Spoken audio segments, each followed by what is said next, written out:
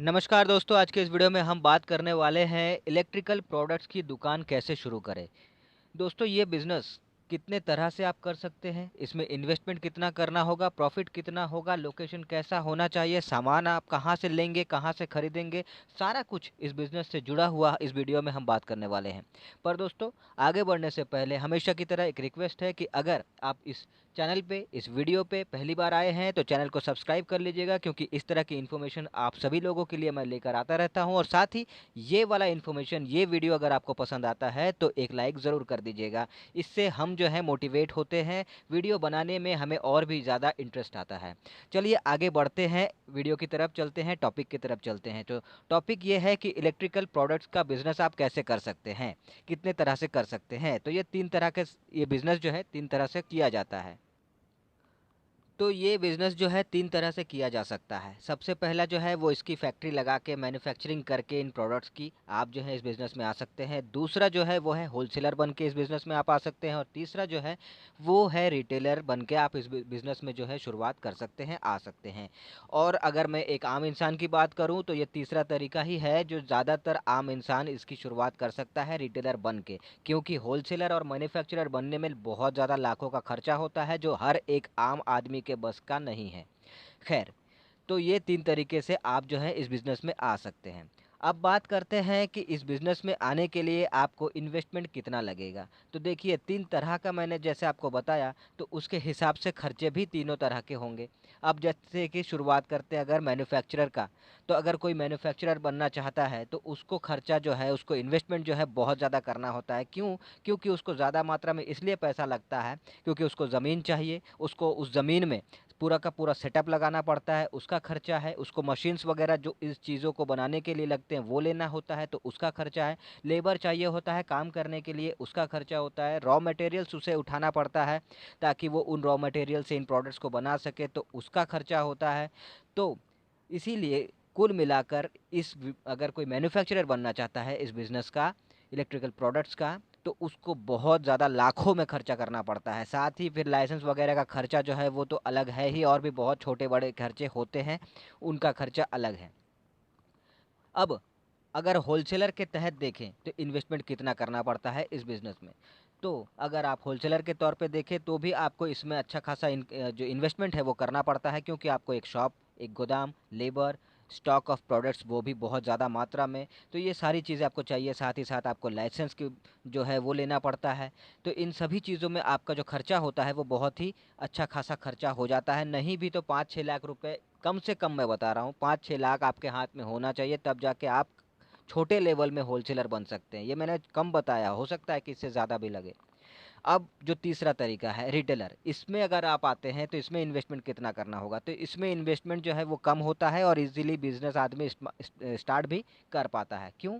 क्योंकि आपको इसमें जो है बस एक शॉप चाहिए होता है, उसका इंटीरियर थोड़ा सा आपको करवाना होता है ताकि प्रोडक्ट्स को आप सजा के रख सकें। साथ ही आपको यहाँ पे कोई लेबर नहीं लगता, आप खुद ही जो है आप बिजनेस को, दुकान को संभाल सकते हैं। अब सिर्फ बात इतना होता है कि आपको माल खरीदना होता है, तो माल भी आपको बहुत ज़्यादा स्टॉक में खरीदने की ज़रूरत नहीं पड़ती। आप बस कम मात्रा में अपने बजट के हिसाब से माल खरीद सकते हैं। इसमें आपको स्टार्टिंग पॉइंट में लाइसेंस भी नहीं लेना पड़ता, तो उसका भी खर्चा नहीं होता है।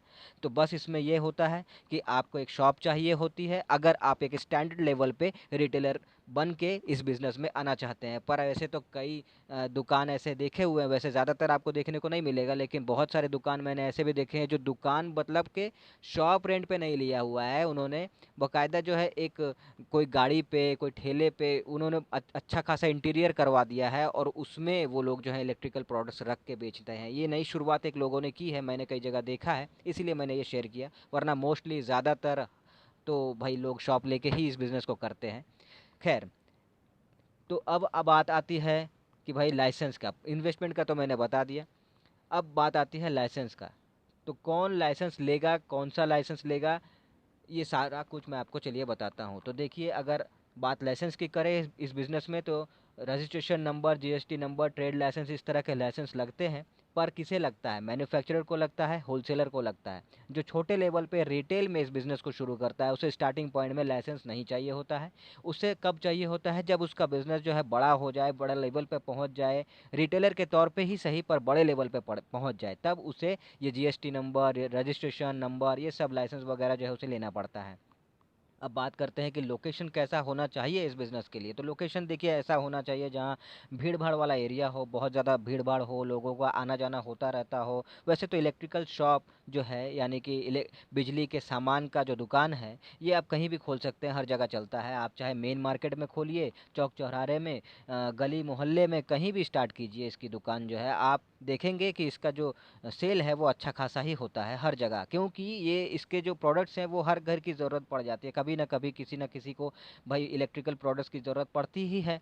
तो अगर पास में ही किसी को दुकान मिल जाता है तो वो ज़्यादा दूर भी नहीं जाता और उसको भी उसकी रिक्वायरमेंट पूरी हो जाती है और आपका भी सेल हो जाता है, आपका भी इनकम हो जाता है। तो ये जो है कहीं भी आप स्टार्ट कर सकते हैं, बहुत ही अच्छा चलता है। अब बात आती है कि भाई आप माल कहाँ से उठाएँगे? बिज़नेस की शुरुआत आप करेंगे तो माल आपको चाहिए होगा, कहाँ से करेंगे? तो देखिए जो मैन्युफैक्चरर है, वो तो खुद ही मैन्युफैक्चर कर रहा है, खुद ही प्रोडक्ट बना रहा है, तो वो कहाँ से हो? तो उसे कहीं और जाने की ज़रूरत ही नहीं है। जो होलसेलर बन के इसमें आना चाहता है, वो मैन्युफैक्चरर से कॉन्टैक्ट करेगा और वहाँ से होलसेल में माल उठाएगा अपना। अब जो रिटेलर है, वो 2 जगह से माल उठा सकता है। कहाँ से? सीधा मैन्युफैक्चरर से कॉन्टैक्ट करके वहाँ से भी उठा सकता है, लेकिन उसमें उसको अलग जो क्राइटेरिया है वो होता है।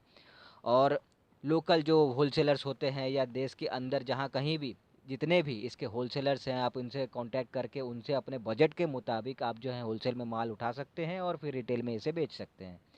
तो ये जो है इस तरह से काम करता है। अब बात अगर करें कि भाई प्रॉफ़िट मार्जिन इसमें कितना आपको देखने को मिलेगा, तो देखिए इस बिज़नेस में एक चीज़ ये है कि इसमें हर किसी में एक जैसा प्रॉफ़िट मार्जिन नहीं होता है।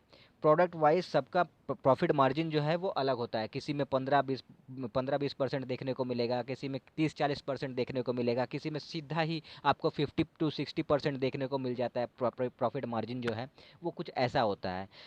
हर प्रोडक्ट का अपना एक प्रॉफिट मार्जिन होता है जो आपको देखने को मिलता है, किसी में 20% देखने को मिलेगा, किसी में सीधा 60% देखने को मिलेगा, ऐसा है प्रोडक्ट वाइज। अगर समझने के लिए मैं आपको बताऊं एक आंकड़ा कि भाई एक अमाउंट बताइए, कि अगर कोई पूछे कि भाई एक अमाउंट बताइए कि भाई महीने के कम से कम मैं कितना कमा सकता हूँ, तो मैं बताना चाहता हूँ कि कम से कम 30-40 हज़ार रुपया स्टार्टिंग में आप कमा सकते हैं अगर आपका सेल अच्छा होने शुरू हो जाता है तो। और अगर ज़्यादा और अच्छा चले तो फिर आप सीधा 60-70 हज़ार 80 हज़ार तक कमा सकते हैं। और फिर जिसका बड़े लेवल पे एक बार बिजनेस जम जाए वो तो फिर लाखों में कमाता है, उसकी बात ही छोड़ दीजिए। लेकिन कम से कम मार्जिन में आप 30 से 40 हज़ार रुपये कमा सकते हैं, अच्छा खासा कमा सकते हैं, जिसमें आप जो है अगर आपने शॉप रेंट पे ले रखा है तो उसका भी किराया आप दे पाएंगे। आपका जो महीने के हिसाब से आपका जो प्रोडक्ट आप लाते हैं उसका भी आपका निकाल के भी आपके हाथ में अच्छा खासा इनकम शुरुआत में भी देखने को मिल जाएगा। और आगे आगे जैसा जैसा बिजनेस आपका जमेगा, जैसा जैसा बिजनेस चलेगा, सेल बढ़ेगा, तो फिर आपका प्रॉफिट, आपका इनकम भी बढ़ेगा और फिर अच्छा खासा एक मार्जिन आपको देखने को महीने के आखिर में मिलेगा। तो इस तरह से जो है इस बिज़नेस में अगर आप आना चाहते हैं दोस्तों तो बिल्कुल आ सकते हैं। बहुत ही अच्छा बिज़नेस है और बहुत ही ज़्यादा चलने वाला बिज़नेस है।